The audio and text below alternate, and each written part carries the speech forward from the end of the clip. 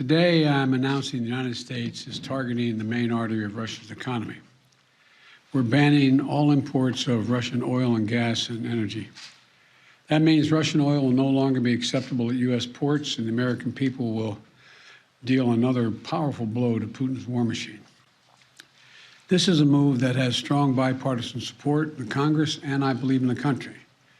Americans have rallied to support the Ukrainian people and made it clear we will not be part of subsidizing Putin's war. We made this decision in close consultation with our allies and our partners around the world, particularly in Europe, because a united response to Putin's aggression has been my overriding focus, to keep all NATO and all of the EU and our allies totally united.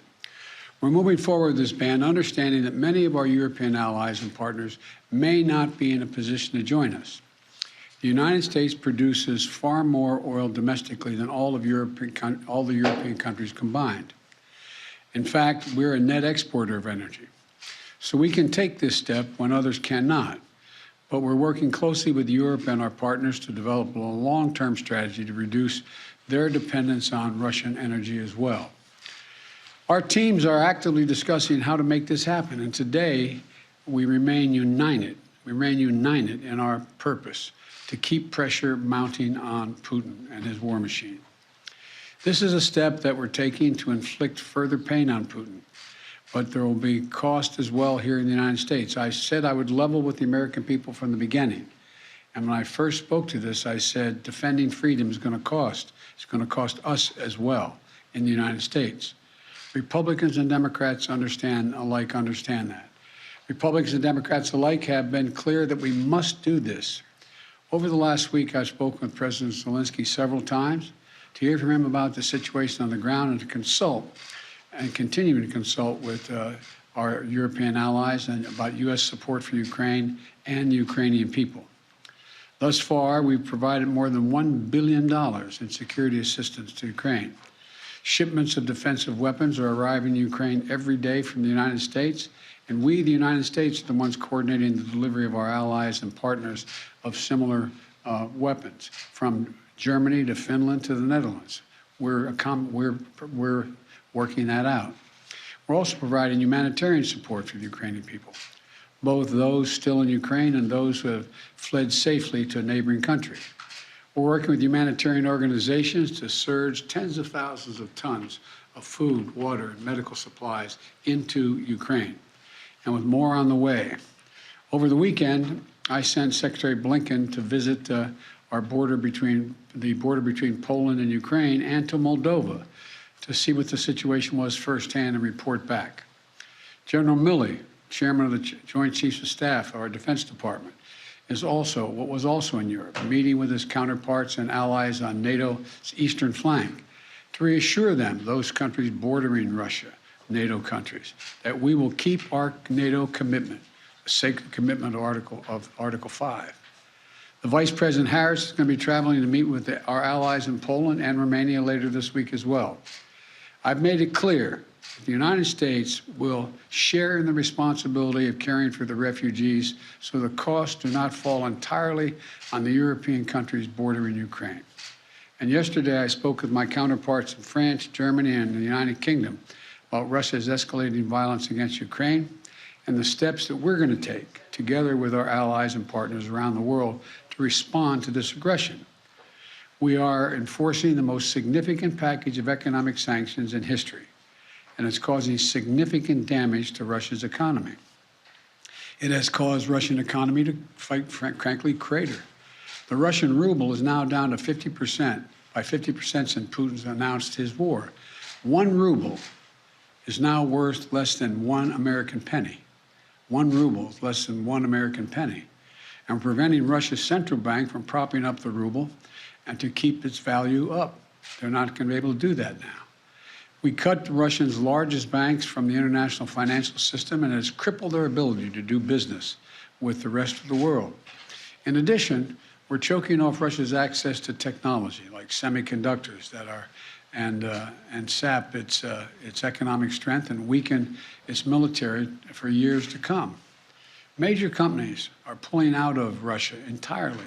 without even being asked, not by us. Over the weekend, Visa, MasterCard, American Express, they all suspended their services in Russia, all of them, joining a growing list of American and global companies from Ford to Nike to Apple. They've suspended their operations in Russia. The U.S. Stock Exchange has halted trading of many Russian securities. And the private sector is united against Russia's vicious war of choice. The U.S. Department of Justice has assembled a dedicated task force to go after the crimes of Russian oligarchs. And we're joining with our European allies to find and seize their yachts, their luxury apartments, their private jets, and all their ill-begotten gains to make sure that they share in the pain of Putin's war. These, by the way, are giant yachts. You've put some of them in your press. I mean, some of them are, I think I read one was over 400 feet long. I mean, this is worth hundreds of millions of dollars. The decision today is not without cost here at home. Putin's war is already hurting American families at the gas pump. Since Putin began his military buildup on Ukrainian borders, just since then, the price of the gas at the pump in America went up 75 cents. And with this action, it's going to go up further. I'm going to do everything I can to minimize Putin's price hike here at home.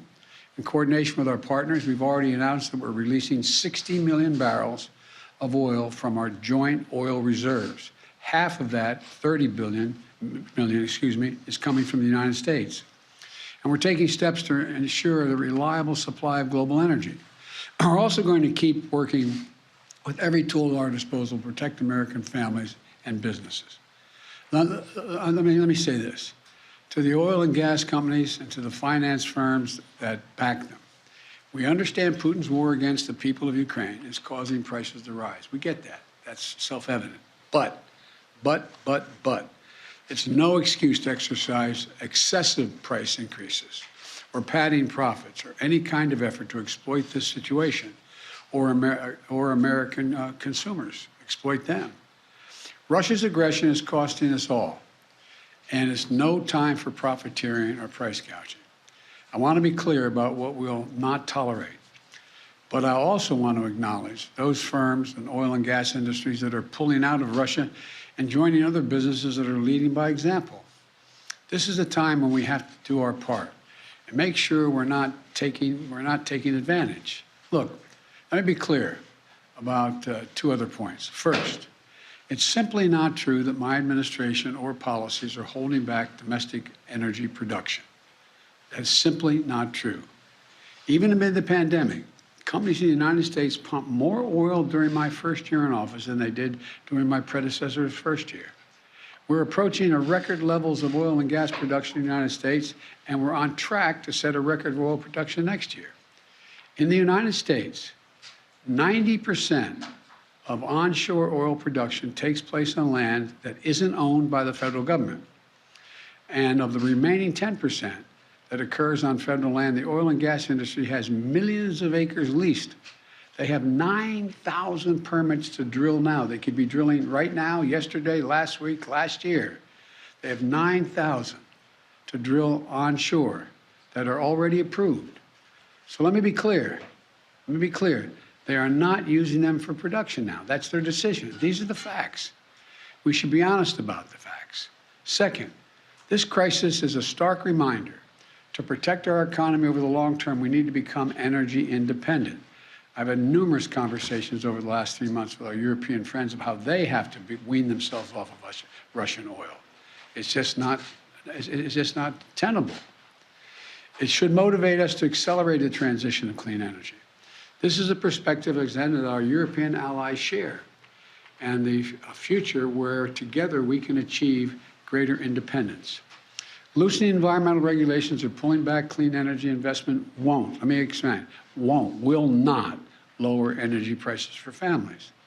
But transforming our economy to run on electric vehicles powered by clean energy with tax credits to help American families winterize their homes and use less energy, that will help. And if we do what we can, it will mean that no one has to worry about the price of the gas pump in the future. That'll mean tyrants like Putin won't be able to use fossil fuels as weapons against other nations. And it will make America a world leader, manufacturing and exporting clean energy technologies of the future to countries all around the world. This is the goal we should be racing toward. Over the last 2 weeks, the Ukrainian people have inspired the world, and I mean that in a literal sense. They've inspired the world with their bravery, their patriotism, their defiant determination to live free. Putin's war has caused enormous suffering and needless loss of life from women, children, everyone in Ukraine. Both Ukraine and, I might add, Russians. Ukrainian leaders, as well as leaders around the world, have repeatedly called for a ceasefire, for humanitarian relief, for real diplomacy. But Putin seems determined to continue on his murderous path, no matter the cost. Putin's now targeting cities and has been targeting cities and civilians, schools, hospitals, apartment buildings. Last week, he attacked the largest nuclear power plant in Europe with an apparent disregard for the potential of triggering a nuclear meltdown. He has already turned 2 million Ukrainians into refugees. Russia may continue to grind out its advance at a horrible price, but this much is already clear. Ukraine will never be a victory for Putin. Putin may be able to take a city, but he'll never be able to hold the country. And if we do not respond to Putin's assault on global peace and stability today, the cost of freedom and to the American people will be even greater tomorrow. So we're going to continue to support the brave Ukrainian people as they fight for their country. And I call on Congress to pass the $12 billion Ukraine assistance package that I have asked them for of late. Ukrainian people are demonstrating by their physical courage that they are not about to just let Putin take what he wants. That's clear. They'll defend their freedom, their democracy, their lives. And we're going to keep providing security assistance, economic assistance, and humanitarian assistance. We're going to support them against tyranny, oppression, violent acts of subjugation. People everywhere, and I think it's maybe even surprised some of you all, people everywhere are speaking up for freedom. When the history of this war is written, Putin's war on Ukraine will have left Russia weaker and the rest of the world stronger. May God bless all those heroes in Ukraine. And now I'm off to Texas. Thank you very, very much. I know there's a lot of questions. I know there's a lot of questions, but there's a lot more that has to be made clear, and I'm going to hold on that until we get more information. Thank you. Appreciate it. Hi, everyone. George Stephanopoulos here. Thanks for checking out the ABC News YouTube channel. If you'd like to get more videos, show highlights, and watch live event coverage, click on the right over here to subscribe to our channel. And don't forget to download the ABC News app for breaking news alerts. Thanks for watching.